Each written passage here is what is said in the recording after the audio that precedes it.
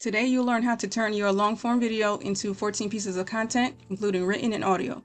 Starting with YouTube, you can turn your long-form video into shorts with remix or clips. You can easily start a podcast if you haven't already and add it to your podcast playlist with community posts. Share photos, screenshots, quotes, or behind the scenes, and add a link to the video. Remember to grab clips from your editing tool, whether you're using Riverside, Descript, Canva, or CapCut. Now for the blog, you can use the transcript from the video as your blog post with timestamps from the YouTube description. Add graphics to break up the text and headers and add a link to the video. Use this prompt to turn your transcript into an SEO optimized blog post with H2 headers. For the podcast, the Substack is your host. It will automatically distribute it to Apple Podcasts, Spotify, Pocket Casts, and through RSS feed. You can summarize the transcript for your show notes with this prompt. Create show notes from this transcript with the following sections: summary, key takeaways with timestamps, resources mentioned, and any other sections you want to add to your show notes. And also add a link to the video in the show notes. You can watch this video here to learn how to set your podcast up with Substack. With email, expand on the topic, use key takeaways from the blog post. Another way to grab clips is if you use Substack. When you upload your video or podcast episode, you can grab clips from there. For your email, you can use this prompt to turn this into a 500-word newsletter. In Pinterest, you can share a link to the video or a short form clip, or create an infographic or a checklist and use the key takeaways or steps. If you have just an audio clip, you can use audiogram or wave, and it'll add an image with your audio. And lastly, create a graphic and upload it to Pinterest with a short description that links to the YouTube video or the blog post.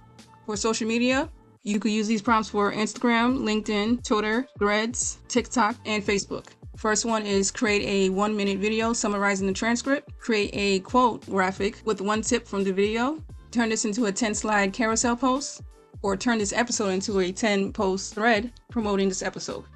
Some bonus tips for more views: repost your short form pieces, so your shorts and clips, reshare it in community posts, and link it to the long form video, or you can re-upload the short or the video the same day as a new post and schedule it 1 to 3 months in advance. So that would be new eyes from new viewers or a listener down the line. On social media, you can reshare the post and also schedule that in advance.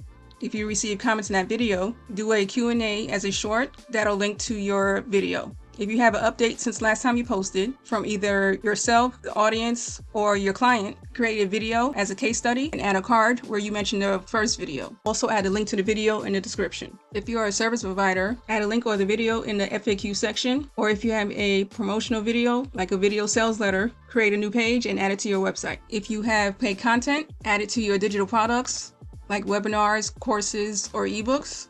Also, if there is bonus content for this video in your newsletter or membership, remember to mention it in the video to get more signups.